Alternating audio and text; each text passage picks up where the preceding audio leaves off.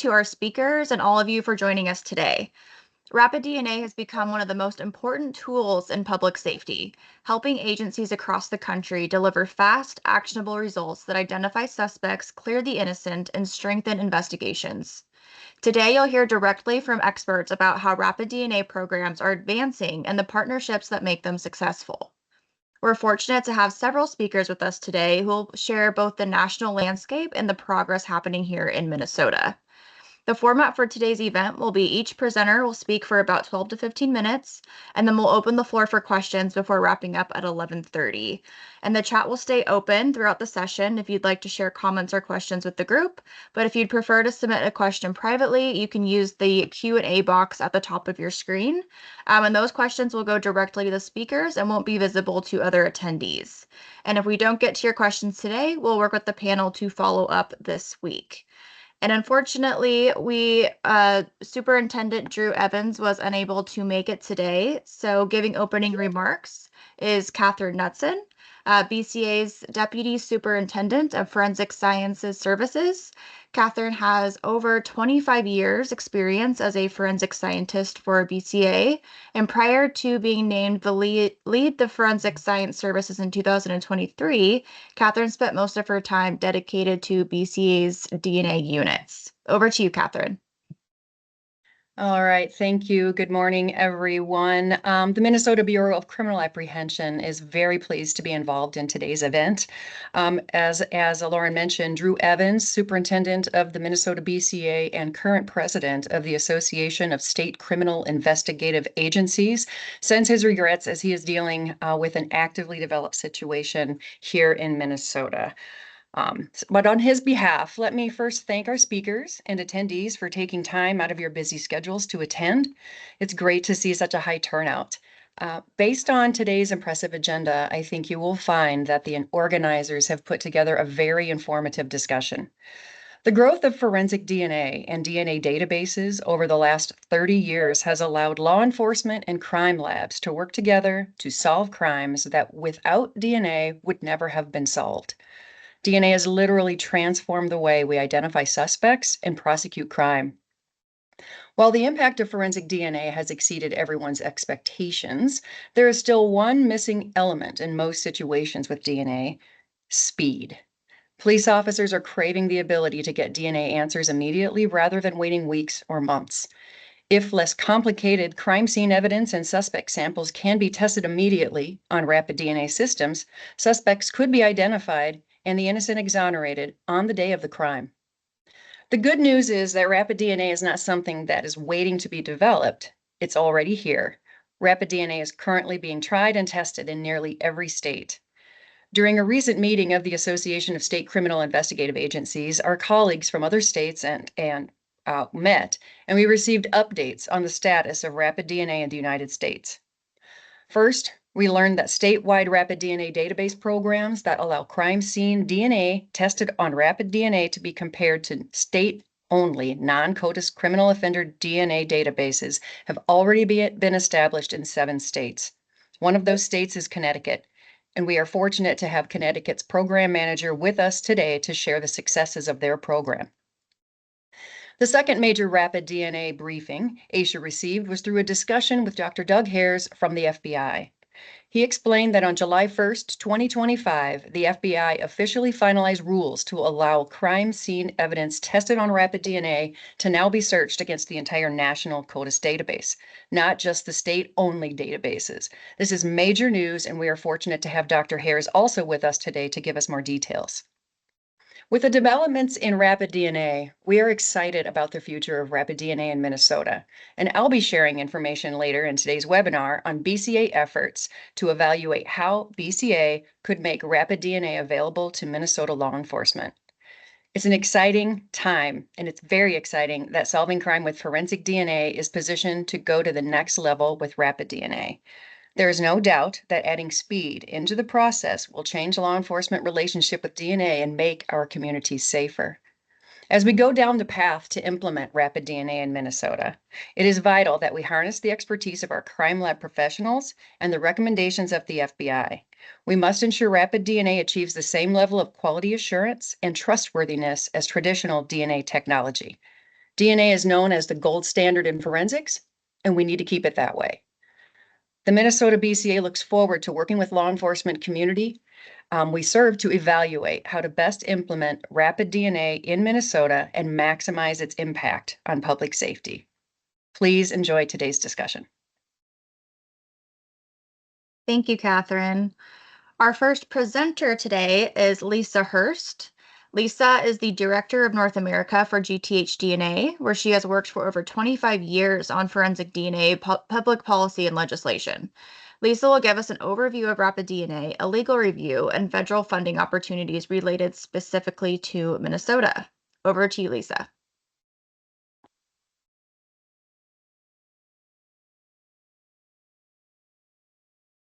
Thank you, Lauren. Appreciate that. So to set the stage really quickly for a general overview of rapid DNA, starting with what is rapid DNA? For those of you that may not be as familiar with this new technology, rapid DNA processes DNA samples in 90 minutes. And that's really been the most significant sort of game-changing opportunity with rapid DNA. 90 minutes as opposed to the weeks, sometimes months of delays that you might find at your state crime laboratory with other evidence that they already have in line before they can even get to your case or your DNA sample from a suspect. 90-minute turnaround time. So from the time that you collect the sample, bring it into the laboratory, and then, bring it into your police station or sheriff's office, and then begin using that instrument. That instrument develops a full CODIS eligible rapid DNA profile. It was designed for non-laboratory personnel, so very minimal technical training is needed to operate these instruments. It does use that same scientific analysis method. So again, you get the same resulting type of DNA profile. They are interchangeable. And it's a self-contained desktop-sized instrument. You'll see a little bit later, you should get a better overview on the instrument itself. But this really begins to change, again, the dynamic with law enforcement. It puts DNA instead of at the end of an investigation or after all of your other leads have gone cold. Finally, maybe getting that DNA intelligence instead. Now, that DNA investigative lead will come at the very beginning of your investigation rather than at the end. And this is timely identification, not just of suspects, but what's been important to a lot of agencies and a lot of cities around the country and counties has been the opportunity to also exonerate suspects at a very early stage rather than after they've been questioned publicly, maybe even detained, maybe even put in jail for a bit while the investigation continues. Some of the knots of rapid DNA. Rapid is not a replacement for traditional lab-based analysis. So you're still always going to want that relationship with your crime laboratory at the back end of any type of rapid program. Rapid is not advised for complex casework, so no mixtures, and mixtures are almost necessarily some of those rape kit swabs. So it's not great right now for mixtures. It's not great for degraded samples. It's not great for touch or really sort of low-level DNA. The rapid instruments are just simply not as sensitive as the more powerful instruments that are in the crime lab that can benefit from a trained analyst and the training that they have to understand certain complications with DNA profiles. It has also not yet been challenged for admissibility in court. Now, That's not to say it hasn't been used in court. It has. At this time, the defense bar simply hasn't challenged the admissibility. We do believe that when that admissibility challenge happens, it is because it does use the same methods, it is likely to be upheld. But really, in the meantime, the need for admissibility has been mitigated by the FBI, the recommendation to use an A swab and B swab technique. You'll hear a little bit more about this later, but this is the idea that anytime you have a crime scene sample, like let's say it's a blood drop, you want to take 2 swabs from that crime scene evidence. The A swab, the best swab, should always go straight to the crime lab, or at least straight into your evidence for chain of custody and later testing at the crime lab, and get in that line. The B swab, that's your quick field investigative presumptive lead that you're going to use in the rapid DNA instrument. The A swab can also then later be used for court to confirm the B swab findings. So one for rapid, one for traditional analysis. But like I said, the best local law enforcement rapid programs are those that coordinate really with an accredited crime lab, ideally with your publicly accredited crime lab. In Minnesota, you're lucky. The crime labs in Minnesota have been supportive of rapid and wanting to be progressive on rapid use. But there are a lot of privately accredited crime labs. If you happen to be in a different state where maybe there's less support for rapid, those private labs are always happy to help for a little bit more money. But they're great resources as well. So what are the uses of rapid DNA? There's sort of 2 main buckets. One is for arrestee identification, and then the other would be more for evidence and databasing types of applications. Booking station enrollment, this was the first use that was rolled out by the FBI for CODIS searches. This has been available for many years now.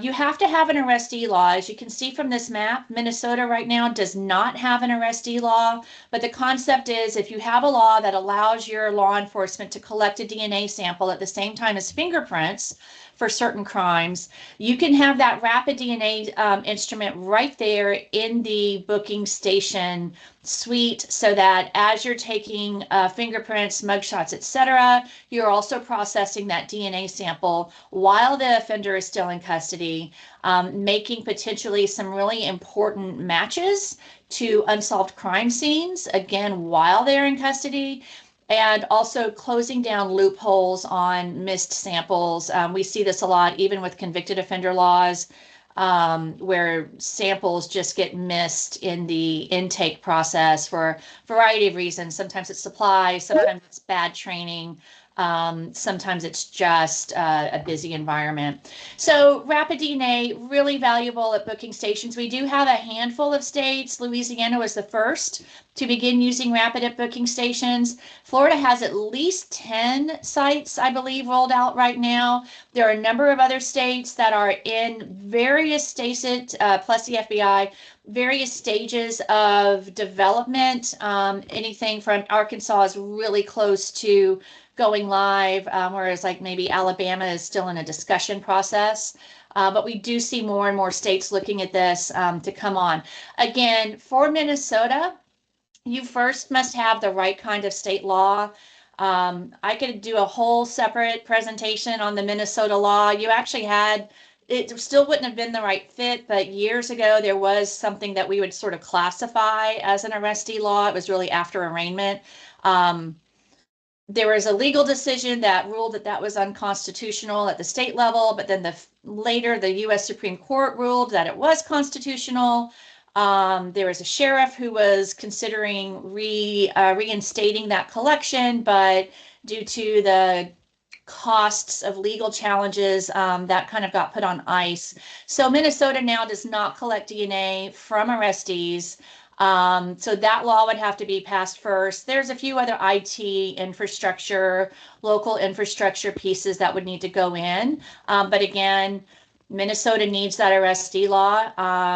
And happy if there's anyone on this call webinar who has a sheriff or other ties to law enforcement associations in Minnesota who might be interested in pursuing that. I absolutely know some other advocates, victim advocates who'd be interested in supporting that. And just as a kind of proof of concept, the first handful of matches that East Baton Rouge was the first location to have rapid DNA at booking stations, absolutely had some quick matches across states. To Georgia in a carjacking case, they had a match to an attempted murder of a police officer, and even a case dating back to 2013 for an unsolved homicide. So it does work. The other bucket then that law enforcement tends to get a lot more interested in is evidence. So the most common is one-to-one. It's you have a suspect for a crime, and you've got crime scene evidence, and you're matching one-to-one. It does, again, this moves that DNA to the front of investigations, does not require a database. It is a real simple, easy way to get up and running with rapid DNA. Local databases, we see this in a handful of state locations where they've started some local databases, and even now those local databases have become regional databases. We see that a lot in Pennsylvania has quite a few of those, actually, as an example. They've been very successful in developing their own local index of suspects. So this exists outside of the state crime lab database. This would be a local database where samples from suspects, volunteers, etc., get into their local database for searches. Very, very successful program. They've really been able to impact a lot of local crime with having that local index of suspects. The other type of DNA database that we would point you to is the state-only database. So this is you would only be searching in Minnesota those persons that are currently in the Minnesota DNA database for convicted offenders. Really, we do know from CODIS that the vast majority of DNA matches are made at the state level. We do make matches across state line, and important matches in crimes across state lines, but the vast majority are made at the state level. This allows, again, you to get that quick move on investigative leads. There are a number of states already who are using this type of state database, state-only search. And it really the success of any of these databases, if I could just make another plug on arrestees, is the size of your database. So, Minnesota has about 200,000 offenders in your convicted offender database, no arrestees. Colorado is roughly the same size as Minnesota, roughly the same number of offenders as you would expect, but they have 400,000 arrestee DNA samples in their index. So again, just expanding that database gives you more offenders to search against, and then a more likely outcome of a match ultimately. CODIS, though, is the big database, and that's sort of the gold standard that you would really want to get into. Right now, about 26 million profiles, if you include convicted offenders, arrestees, and forensic profiles from throughout the country. The big news here is that as of July of this year, FBI and some of its associated scientific working groups have approved evidence processed using rapid DNA for CODIS searches. This is, again, brand new as of July. Right now, they are still waiting on the vendor kits, testing kits, to get approval. But that process is moving forward as well, and we expect to have some new developments there, and at least one, maybe hopefully approved kit within a few weeks, maybe months, just depending on timeliness of processes. In the meantime, though, stay closely connected with your crime labs. BCA, again, you'll hear a lot more later, very progressive on trying to figure out how they're going to use rapid and make rapid available to law enforcement. Prosecutors need to be part of this. And really your legislators as well, because all of this costs money. And the labs, BCA is going to need support from law enforcement for additional resources to keep this going. Just a quick overview, RAPID is largely adopted throughout the United States. There are a small number of states that do not have RAPID at all in their jurisdictions yet. Those blue states are where we have RAPID at the crime lab, but also at non-laboratory law enforcement agencies. So again, a growing use, not just by laboratories, but also by law enforcement. And I just, one question that comes up a lot is how do we pay for this? One of the things that we would just want to maybe point out to you, this federal earmarks have been a very successful opportunity for state and local agencies to potentially get some of their hands on some money from Congress to fully pay for the implementation and maybe a few years worth of a RAPID DNA project to get it going. Very successful. Congress has been really supportive of these projects. The next cycle, the FY26 cycle is closed to new applications. The next cycle, we're actually starting to talk to people now about getting prepared for the next application cycle. That won't be until March-ish of 26, but now is the time to be thinking about that. If you're interested, let us know. And that's the end of my presentation. Thanks for your time, and I'll be around later for questions. Thank you, Lisa. Our next presenter is Robert O'Brien. Robert works at the Global Forensic Justice Center at the Florida International University, and Robert will provide a technical overview, including capabilities and limitations of RAPID DNA systems. Thanks for joining us, Rob. Over to you. Yes, hi everyone. Like Lauren said, I'm Robert O'Brien. I work here at GFJC, which is a part of Florida International University. I'm going to just go over a brief discussion, a talk on just RAPID DNA in general, especially with the two different instruments that we have out there currently on the market. So RAPID DNA, as mentioned before, you collect and process samples in about 90 minutes. It compresses the standard DNA analysis workflow into an easy-to-use mobile process. So that's one of the big things about RAPID DNA now, is that you can actually take it to a scene, especially if you're a large scene, a disaster victim identification situation, you can actually take the instrument to the scene. They are designed for that. It's also designed to be used by non-technical operators. So the both instruments on the market are designed to be easy to use, a simple login, and it's sample in, answer out. So yeah, and it's minimal hands-on time. So even though we are looking at it in 90 minutes, that's the DNA processing time. It typically takes probably less than 5 minutes, just depending on the type of sample you're dealing with, of hands-on time with the instrument. So step one, you're placing a sample into a cartridge, which is inserted into the instrument. Step two, the instrument processes the sample in about 90 minutes. And then step three, you have your DNA results. And these are confirmatory. These are producing the same DNA profile that we're going to be getting in the lab. The same number of loci. That's what makes it acceptable into the CODIS database. So therefore, it is definitely something that if you get a DNA answer on this and you get a match on this, this is not presumptive. This is not, well, we still need the lab to make sure that the match is the match. If you get a match, it is in fact valid. The two main instruments on the market right now, the one on the left is the RAPID ID that is powered by Thermo Fisher, and the one on the right is the Andy, which is powered by the company of the same name, Andy. So they're both, the Andy is a bigger instrument. It does more samples at a time with either 5 for references or 4 for non-references, and the RAPID ID does 1 sample at a time. So there are differences in size, so forth, and mobility, but for the most part, this is what's going to be on the market right now, whichever one best suits your needs of your organization. They're both able to process reference and casework samples. They both have different reagents, sample cartridges for those. So you really can't mix and match them. Obviously, for the RAPID ID, which is only doing 1 sample at a time, you have your cartridge that is going to be specifically for references, and then you have another cartridge which is specifically for your non-reference samples. For the Andy, which has the larger chips, there are chips for references and chips for non-references. So there's not really an ability to mix and match when you have multiple samples on those chips.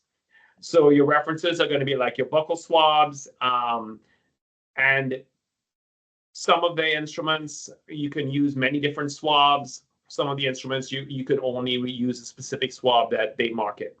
For your non-references, typically we're looking at things which involve a transfer of body fluid to make sure you get enough DNA. So blood, tissue, saliva. We've also had success with bone, hair, teeth, and even getting DNA profiles off of some clothing. The process is simple. You put your swab in the cartridge goes into the instrument. After 90 minutes, we get a full DNA profile. For the user, what the user is typically going to see, there's going to be a flag system involved. So when you have a green flag, it typically means you have a full DNA profile. Basically, no review is required. So this is what's happening in the booking stations right now, for example. You get a green check mark or a green flag. That means you've got a perfect DNA profile. You don't actually need anybody else, a DNA analyst, to look at it. Now, a yellow means that the DNA process worked. However, it may require someone to review it before it can be used for database search. Because a yellow could be anything from a low-level profile to a mixture or to a virtually perfect profile with just a simple imbalance at one location. So it does require some review. Typically, a red is going to mean that you have an issue with a sample cartridge or the instrument itself. So red does require a technical issue, perhaps something you'd have to contact the manufacturer of the instrument to work out with you, depending on the error code, for example, that may come with it. So like I said, green full DNA profile, Rapid software allows for match confirmation between suspect and casework DNA profiles. Or if it's going to be a casework sample, it would, on a green profile, it means that it would give you a full match. And then yellow, less DNA than a full profile, technical reach back by an expert, whether it is with your local crime lab or some people use private labs to give them that type of reach back. That is also, either of those will work. There is training involved. We have, not as a plug, but we have trained agencies to be able to look at yellows to kind of determine if it's going to actually be useful at all, or at least if they know that this is a useful profile, they can then send it on for further interpretation. But if it's a profile that's really low level, it may not be worth the time sending on to further interpretation by an expert. So if you're going to be using the instrument, you need to validate what type of samples will be good for Rapid DNA. So our recommendation here, what we have found, is something where there is a direct biological fluid transfer or biological substance. So that's why when you have things like touch DNA, it's not necessarily a great source of DNA. Those are going to be low level, and you're going to need to send those into your crime lab. But when you're looking at blood on an item, you're looking at cigarette butts, saliva on a bottle or drinking container or chewing gum, those are great sources of DNA, and we found those work great. There is the A swab, B swab method. So typically, like I said before, the A swab is going to go to your DNA laboratory, since that's what will be used usually in your prosecution, and you're going to want your DNA analyst to testify on that technique and that how that swab was processed. And in the B swab run on the Rapid DNA, when you get a result on that, it's something you can use as an investigative lead. So it is actionable at that point. If you're going with a system, my suggestion is that you make sure that that company is giving you some sort of guide on how to process more difficult samples. So processing a swab is simple. It's just putting the swab into the instrument. There is not much nuance to that, but you need to make sure you're doing that right. But when you get to stuff like bones, cigarette butts, gum, pieces of cloth, there are methods that are involved that you need to make sure that you're doing. So it's going to, give you the best chance of getting a DNA profile and not throwing up any error messages on the instrument. And that's really all I have. That's my contact information. If you'd like to reach out to me for any talk about Rapid, we've been involved in Rapid since 2014. Or if you need any help with training or any assistance, we'd be glad to help you. Thank you, Robert. Next, we have the pleasure again to hear from Catherine Knudsen. Over to you, Catherine.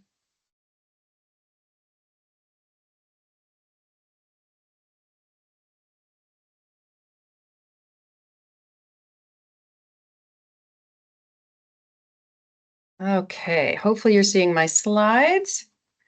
Looks good. All right. Okay.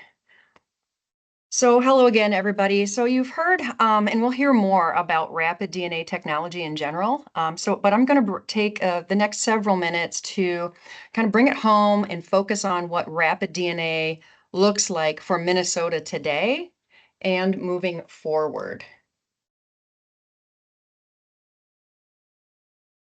If I can figure out how to move my slides. Sorry, I am trying to. There we go. All right. So you've heard about the advantages of rapid DNA. You've heard about the limitations of the rapid DNA technology and how it's been implemented to some extent in the United States. And I just want to go through that some of the early evaluation that the BCA has done. We have been working on this for several years and tracking the progress as the technology continues to evolve. And there's been a lot of work that has gone on behind the scenes over the years with the goal of determining how this technology can help make Minnesota safer and getting actionable forensic leads in the hands of investigators for more informed decision making has been a top priority for the BCA, and then especially over the last couple of years. So what have we done so far? I'm not going to go into great detail on this because I really want to focus on what we are doing moving forward. But we did do an early evaluation of available instruments, enough to make the point to our legislative counterparts to receive an allocation in fiscal year 22 for a limited program.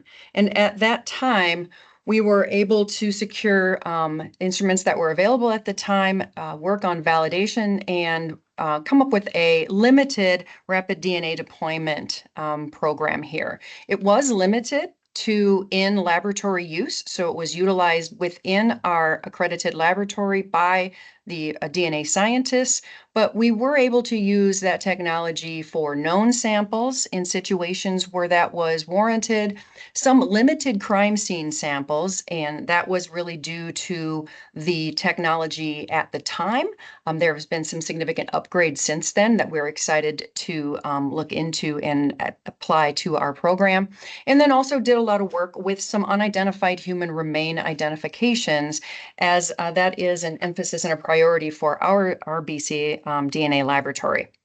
So since then, there have been a lot of technology upgrades that have led to the reevaluation and validation that are currently in progress. So you heard by the previous speaker about some of the limitations and the best uses of this technology, and then also of some of the unique challenges here in Minnesota regarding our statutes. So really what you'll find is an implementation model for rapid DNA is really going to differ from state to state, and that's based on the unique challenges and given needs of each of those states. So how we're doing it at the BCA here in Minnesota, we wanted to identify during that validation process is what would we work with on this technology? What could we use this technology for that would be the most beneficial to law enforcement here in the state of Minnesota? And so those options really have quite a unique range. There's expedited database searching for select cases, and this is really the emphasis on the crime scene sample to provide those investigative leads that could really be generated by a hit to an individual in an offender database or to other cases in that forensic database. So expedited database searches is one opportunity that this technology does present. And then how we have been using it primarily are in increased public safety cases. Are there serial offenders? Is testing needed for charging purposes to prevent a subject from being released from custody? Or is there a rush or court case that's come up where a known DNA sample submitted with short notice really needs to get done so that it can move forward in a more informed manner for that particular case? A couple of other situations that we are looking at here in Minnesota and have been involved in the national discussion are victim identification and mass disaster responses. There's a large potential for the use and some there's several examples across the country where this has been a very effective use of that technology. And then in our specific state, as you heard earlier, we are not able to partake in the booking station aspect of rapid DNA. However, there may be some other opportunities for us in our state as it pertains to lawfully owed DNA. Is rapid DNA something that would assist us in testing of samples collected from convicted offenders based on the Minnesota statute and qualifying offenses? And that is one area that we're excited to look into and to truly evaluate what a deployment process would look like for that particular purpose.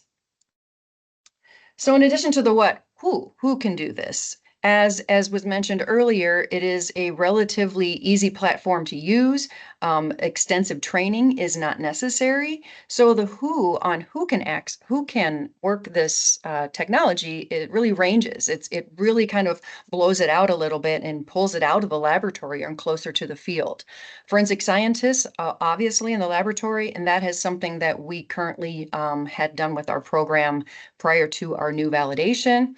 Crime scene team, field personnel. You heard about the deployability of this technology. What might that look like for us here in the state of Minnesota? Could that deployability be full deployability with the crime scene rig that goes out and responds to scenes? Or is it something that makes more sense to have in field offices or just in our regional laboratories across the state? Who might be able to utilize this, depending on that deployability, would be also extend to our BCA special agents, who many of you on this call are familiar with and have relationships with throughout the state of Minnesota. And then, of course, as some of the other examples show, law enforcement partners, medical examiners, and in the case of the lawfully owed DNA, could be the DOC or jail personnel. So the rapid DNA technology really expands who can actually have access and who can be trained to utilize this technology given the specific situations. And then, of course, that leads to the question of where. These are small instruments. They have a small footprint, and they are deployable. And they are essentially in a DNA laboratory contained within one instrument. So would it be possible, obviously in an accredited laboratory, which is what we are doing now, and some states also use this model. Does it need to be in the laboratory, or could there be more of a kiosk related deployment? So for those of you on this call who are familiar with the BCA's NIBIN program, where we have NIBIN instruments that are outside of the laboratory and accessible by our law enforcement partners to come in and with the training and certification, come on in and utilize that technology without it having to go through the laboratory. And what that does is it takes that technology closer to the hands of law enforcement officers, but also have the control of the kiosk and the instrumentation and the upkeep and the like, the responsibility of our laboratory. So that is one option that we are actively looking into. Could be deployed to crime scenes. We have 3 crime scene rigs that are outfitted to respond to long crime scenes, and if possible, and through the validation of the technology, it might make sense to have one of those on scene at crime scenes, depending on the scene as well. BCA field locations are throughout the state of Minnesota. We have multiple locations, kind of geographically scattered around the state, which could increase the access to this technology if that is the deployment process that we decide to move forward with. And then, of course, the more expansive where could be law enforcement agencies around the state, with the emphasis on maintaining those levels of communication with the laboratory, because there is that reach back requirement and need to access the database to truly benefit from the power of a rapid DNA test. And then again, for unidentified human remains, it's possible medical examiner offices might benefit from having rapid DNA technology at their fingertips. And then for the lawfully owed deployment, correctional facilities may be the appropriate location for these instruments. So how are we going to do this? Well, that is the golden question here, that we have been evaluating over the last several years. And it's really based on those capabilities and limitations that are identified during that validation process here within our laboratory, and evaluating which cases truly are going to maximize the cost benefit of rapid DNA technology. And right now we're in that phase one, which is preparation for implementation. We currently have 6 instruments with spread between the laboratory headquarters in St. Paul and our laboratory in Bemidji. And that instrumentation is now, due to some technology upgrades, is being revalidated to understand the scope and the breadth of the types of samples that we will be able to test using that technology. And based on that validation and the information that we glean from that will really help us move forward with the answering those questions of what are we going to recommend these be used for, who might have access and who can do that testing, and how the laboratory is going to be involved in that process, and then where. And that is essentially going to be a resource question as well. Where might these instruments be deployed throughout the state? And we're recommending a phased approach to that process, with each phase truly being dependent upon the success of the previous phase, the lessons learned through that phase, and the overall need and the unique challenges that we run into here in the state of Minnesota. So in a nutshell, the implementation preparation involves a validation of the instrumentation, what types of samples are going to be suitable with this technology for us internally, what's that workflow going to look like? Database searching procedures are going to need to be evaluated and adjusted to account for this. And then also there is that post-rapid DNA testing. And there was mention of an A swab and a B swab, and that is going to be part of a testing mechanism or a methodology that would be recommended, so that we can ensure that all cases that run through rapid truly are receiving the attention that they deserve and that they need. In phase two, when we're getting closer and closer to this, would be essentially restarting that rapid DNA program with the upgraded technology that we have in validation right now. The initial plan would likely be focusing in on known DNA samples, the known blood and known saliva that may require expedited analysis that can be run on a rapid DNA instrumentation. And again, I mentioned some of these scenarios before. One of them is known submitted on short notice for an upcoming trial, or a known submitted in a public safety threat case.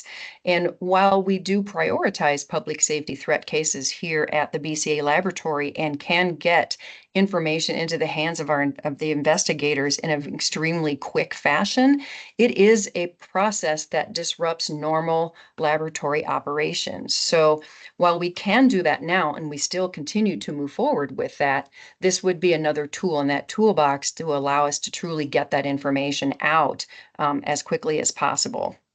And then known sample results that might aid in an investigation. And we have an example of how this actually was beneficial in a case used during our first run at this, where the knowledge of the DNA results prior to going into an interview with an individual as you all can imagine, can really shape how that interview may go, and really provide for a more informed interview and more informed investigation right from the get-go.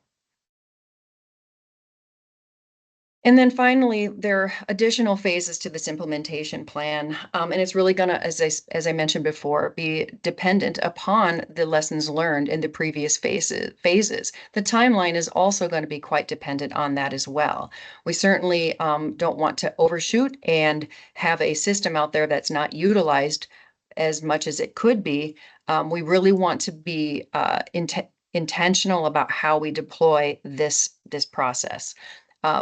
But right now, the proposed phase 3 would be rapid DNA instrument accessible to the outside agencies, available in our St. Paul location and potentially in our Bemidji location, and then in our newly approved Mankato facility that is in the midst of starting construction.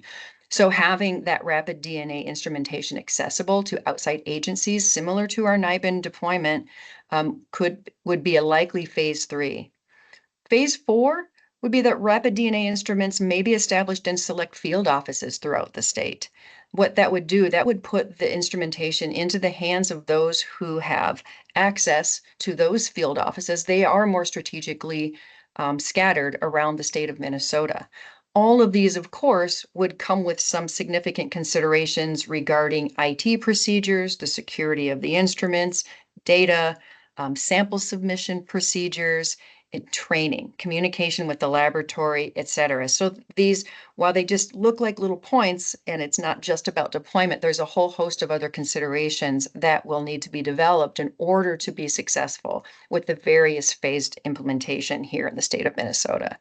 And then, as I mentioned before, phase 5, and this is kind of not relevant at this point to the actual kind of active investigations that are going on. However, this kind of takes on a resource for another part of the DNA laboratory duties, and that is the establishment of the offender database here in the state of Minnesota for those samples that are collected and entered into our convicted offender state database based on state statute. And so rapid DNA instrumentation may be very, very effective in getting those DNA profiles uploaded in a much more timely fashion than they are right now, because currently it is a manual process. The samples are collected at any given time that allowed by statute. Then they are boxed up, they are mailed to the VCA. We then accession them, enter them into our system, then do the DNA testing and get that entered. We expedite that as quickly as we can, but this could be an opportunity to truly push that testing and save what could be weeks on identifying links between these offenders and unidentified profiles that may have resulted from cases that still remain open. So that is the kind of in a nutshell, our implementation plan here in the state of Minnesota.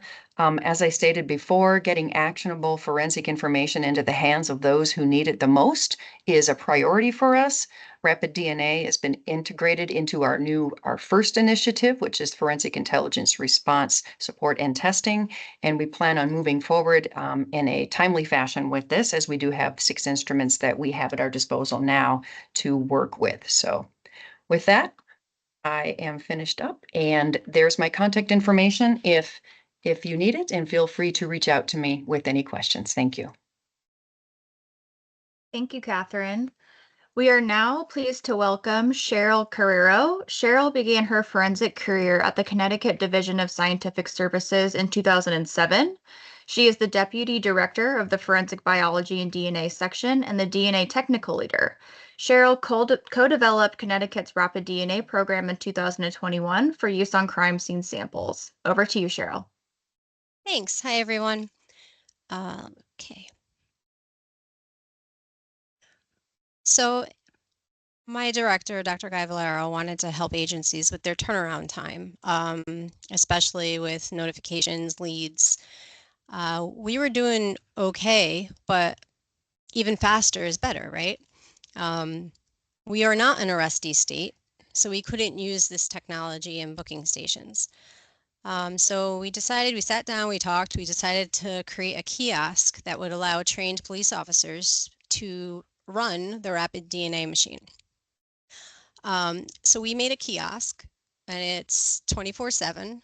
It has the rapid DNA, it has NIBIN, Graykey, and APHIS, and all those technologies are available for officers to come in at any time, and if they're trained and says you could be an operator of this, they can run samples, whatever they would want. So basically, Rapid DNA is putting a swab into a cartridge, very easy. For us, it's inserting into a single instrument. 96 minutes, I actually timed it because I was very curious.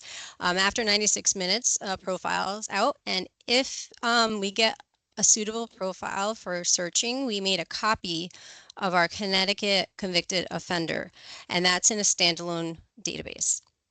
We consider our rapid DNA testing a screening test, and I'll get into that in a minute. So we do use the A/B swab collection method that people prior to me have been talking about. We have DNA analysts reviewing every single profile, regardless of the color. We turned off the automatic upload to our standalone database because we wanted to just look at every profile. And it's searching a copy. It's very important.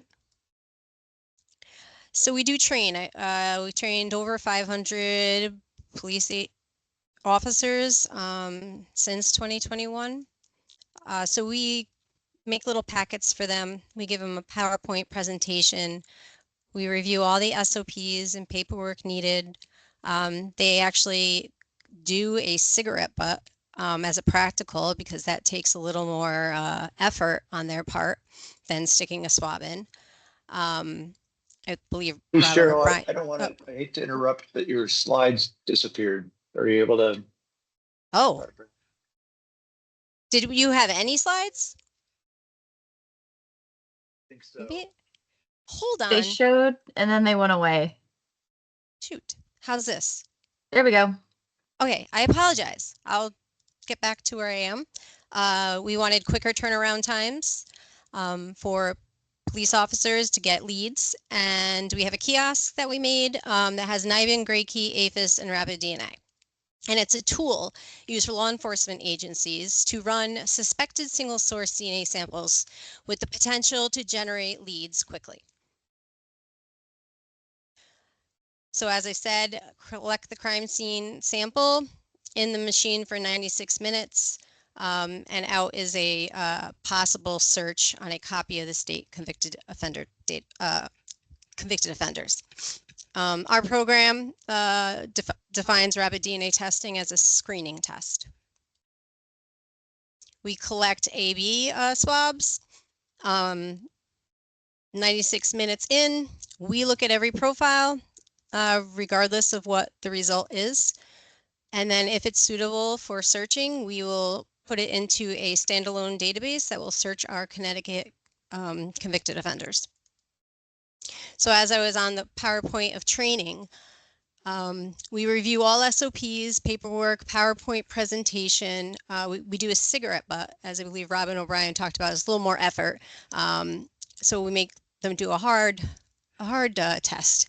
And then we have a written exam, and then we have proficiency tests annually. It's a difficult thing to do right now because I found that police officers retire often. And so, you know, it's hard to track down and then realize that they're retired, but that's a side note. So the A/B sample collection, 2 swabs are taken. And so they go to the scene, they see a blood stain, and they take 2 swabs and swab the blood up.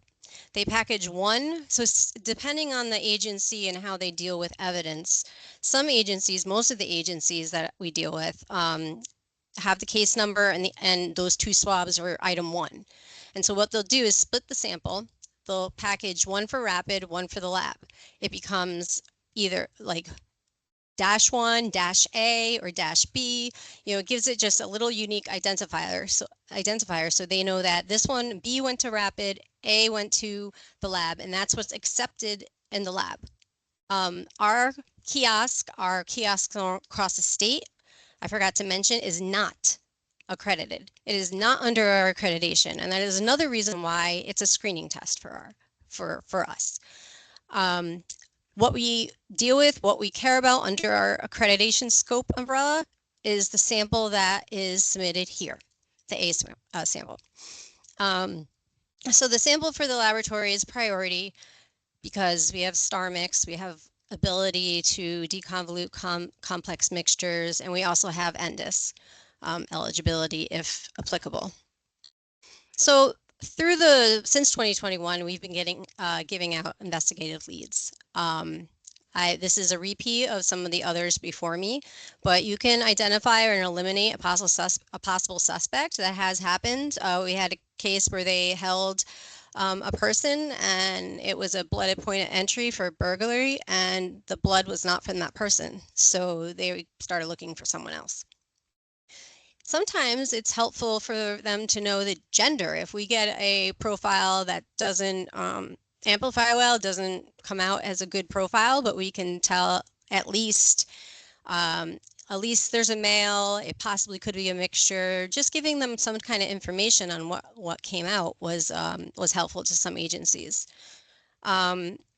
We also have the search warrant.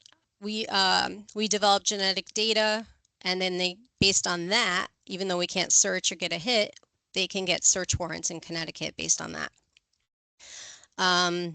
We also do correct comparisons to known samples. So that is why we turn off the automatic upload, because knowns are not uploaded to our standalone database.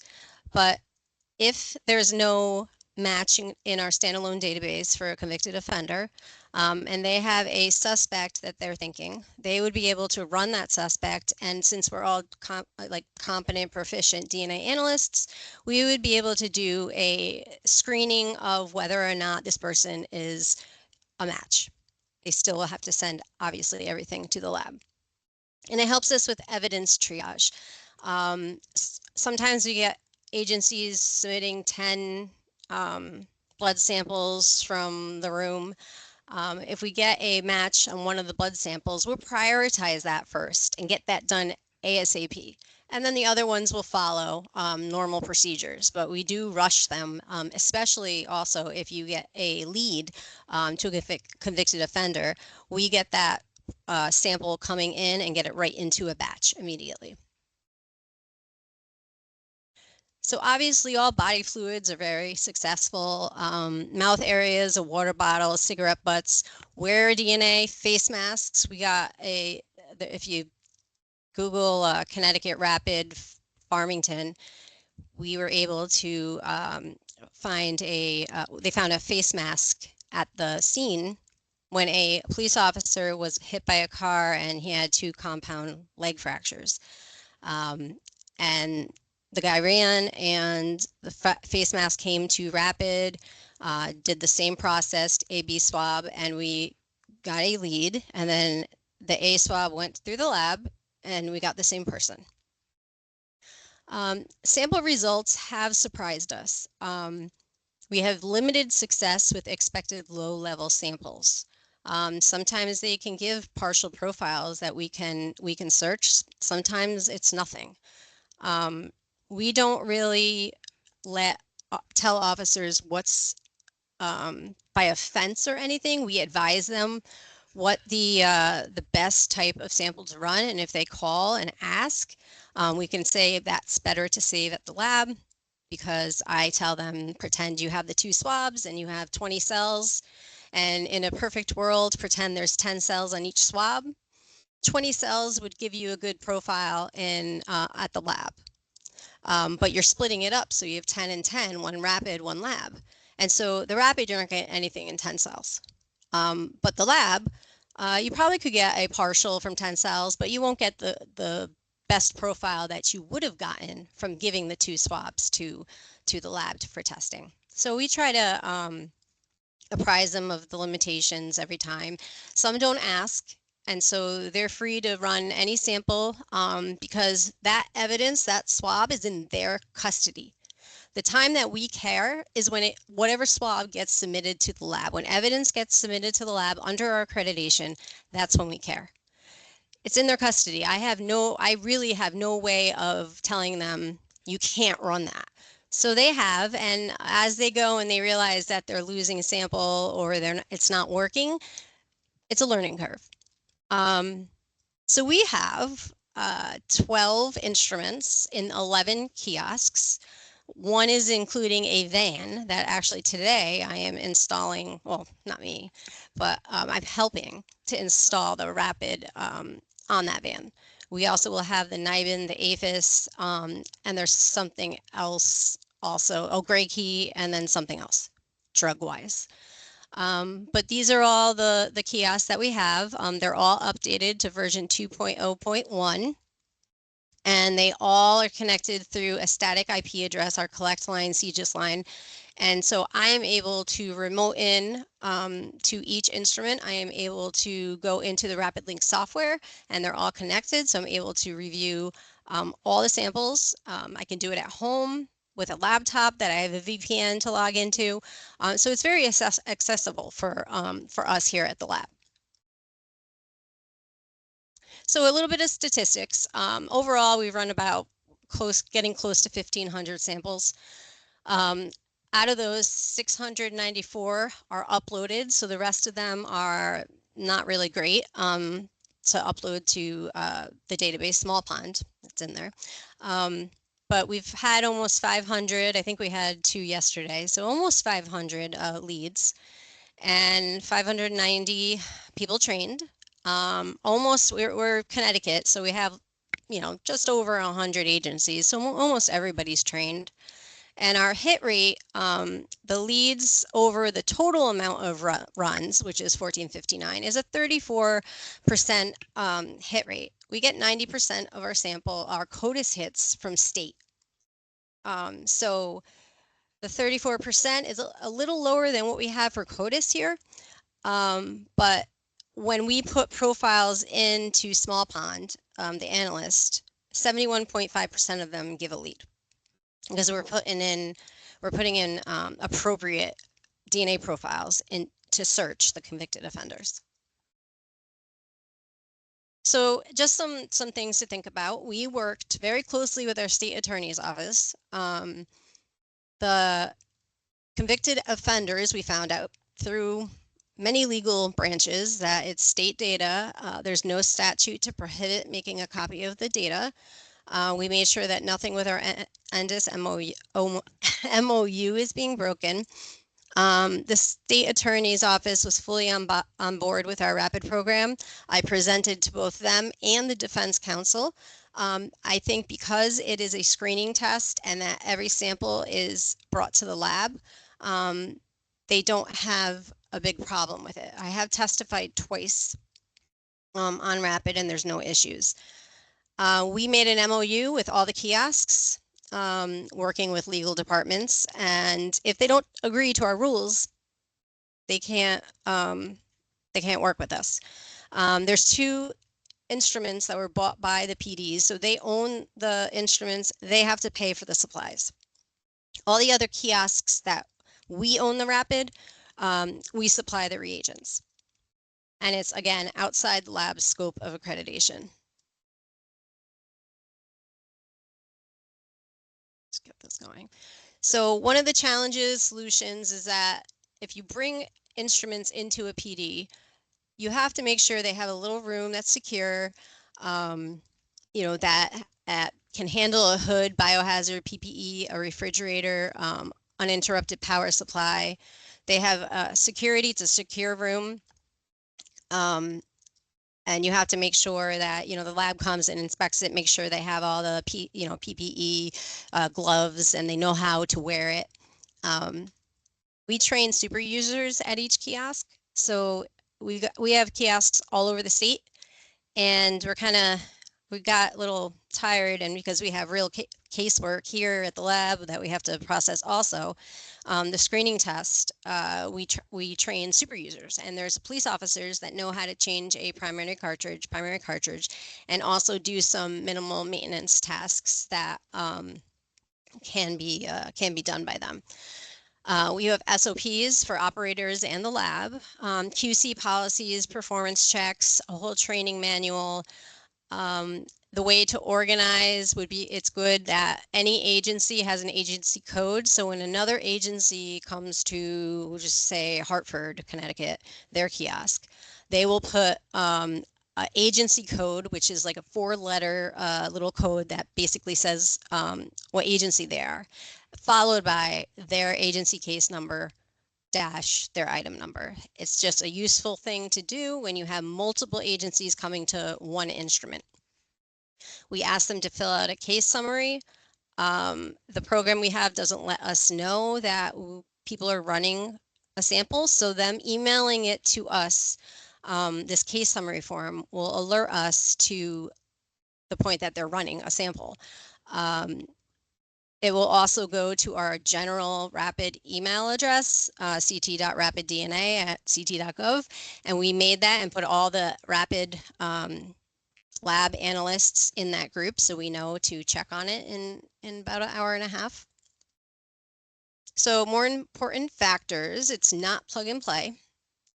Having a lab support you is critical. You need, when you're installing a rapid, you need the vendor, IT, the laboratory, law enforcement agency, you need everybody to get together. And sometimes that's challenging because you need to set up how they're going to be connected to each other. And that involves both sides of IT.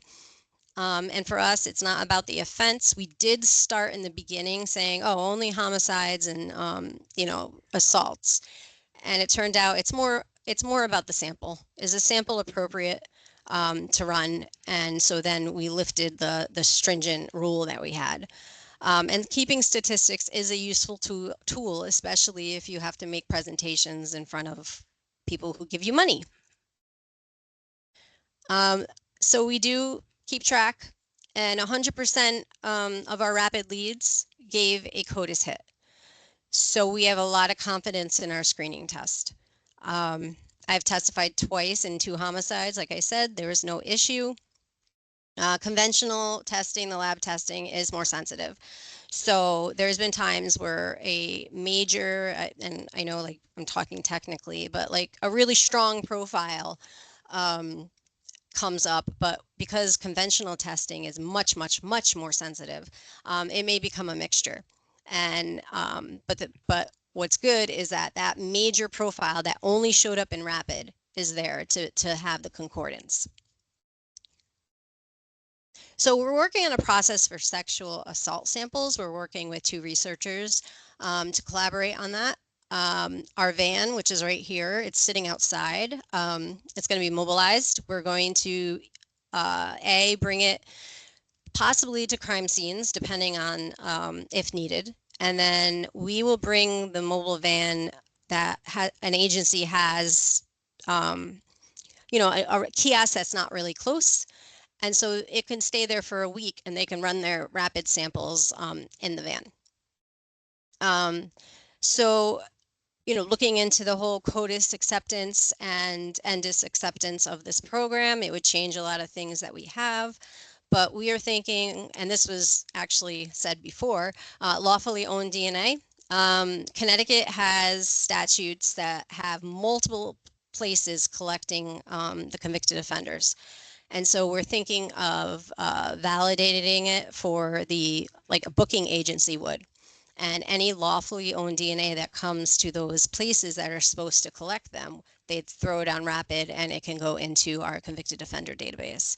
So that's, we're right in the process of writing legislation for that. So that this morning, actually, we were finishing it up. And we have one at our office, the chief medical examiner.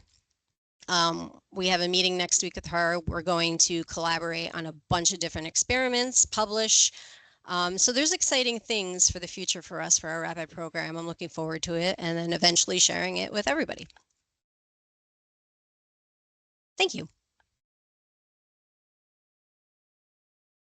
Thank you, Cheryl. Our final presenter today is Doug Hares, who currently serves as the FBI Rapid DNA Implementation Advisor. And before leading the Rapid DNA effort for the FBI laboratory, Doug served as the FBI's custodian for the National DNA Index System and served as a liaison to all CODIS programs throughout the country. Doug will give us an update on the FBI's path for forensic DNA use in CODIS. Over to you, Doug. Thank you, Lauren. Hopefully you can see my slides.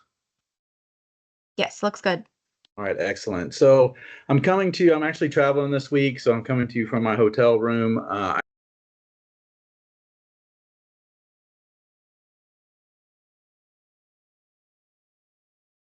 There's some time for questions in the webinar.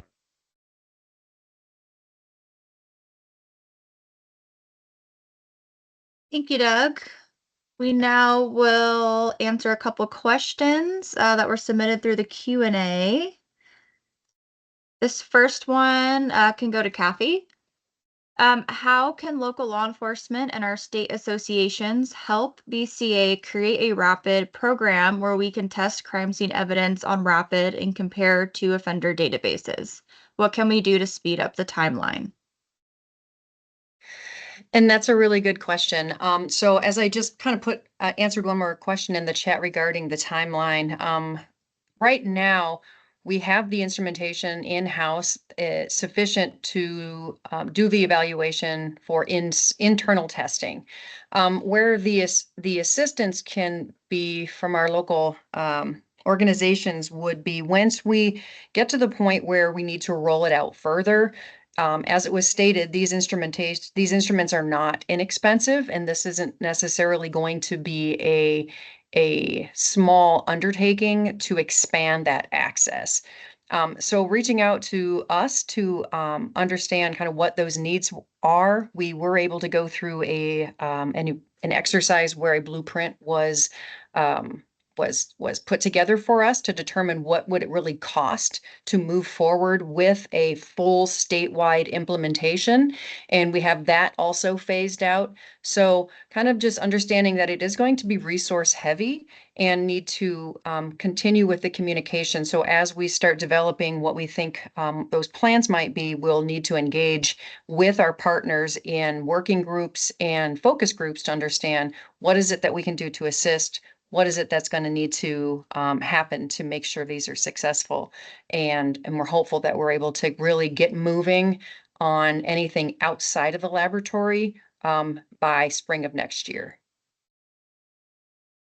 Thanks, Kathy. This one can go to Cheryl. How often does the B swab test completed at the lab have a different result than the A swab tested on Rapid? It has never happened. The only time what I was explaining is conventional is a little more sensitive. So there will be a major profile and potentially they will pick up minor contributors to that sample because of the sensitivity change. But we've had 100% concordance with every lead that we've given out for Rapid. We've had a corresponding CODIS hit. That was a good question. Thanks, Cheryl. Looks like we have time for probably about 2 more. This one can go to Doug. We have been told that rapid DNA is not currently a reliable solution for sexual assault kits because of mixtures. Will rapid DNA become more reliable for sexual assault kit testing in the future?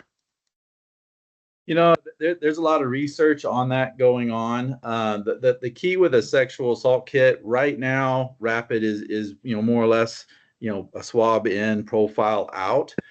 Anytime that you have things that need pre-processing, you need trained laboratory personnel to do that. So basically, what you have to do is an extraction where you remove the female portion of that to concentrate on the male portion of a sexual assault kit. And that requires additional reagents, additional equipment. It's not done by the rapid instrument. So that requires a lab environment for that.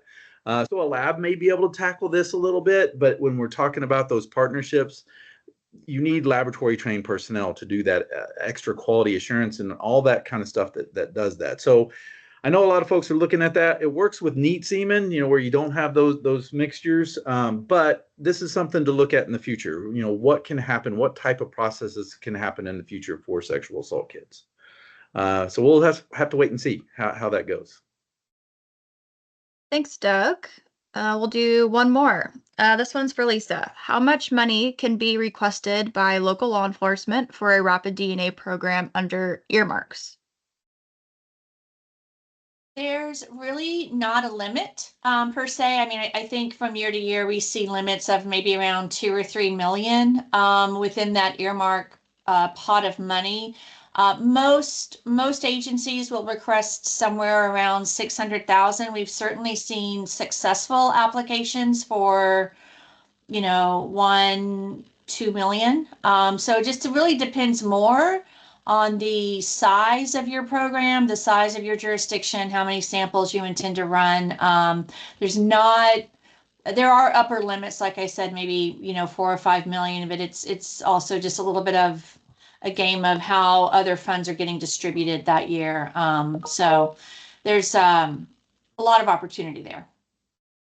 Thanks, Lisa. And that wraps up our webinar for today. Thank you to all of our presenters and everybody who joined us today. We really hope this information is helpful as you consider the issues related to advancing rapid DNA in your jurisdiction. Please feel free to reach out to GTH DNA if you have any more questions. And we also encourage you to visit www.gorapiddna.com, where you can find additional Rapid DNA policy and program information and updates. And we are also planning to post today's webinar and most of the presentations on the Go Rapid DNA website if you'd like to review it or share it with others in your office. Have a great day, everyone. Thank you.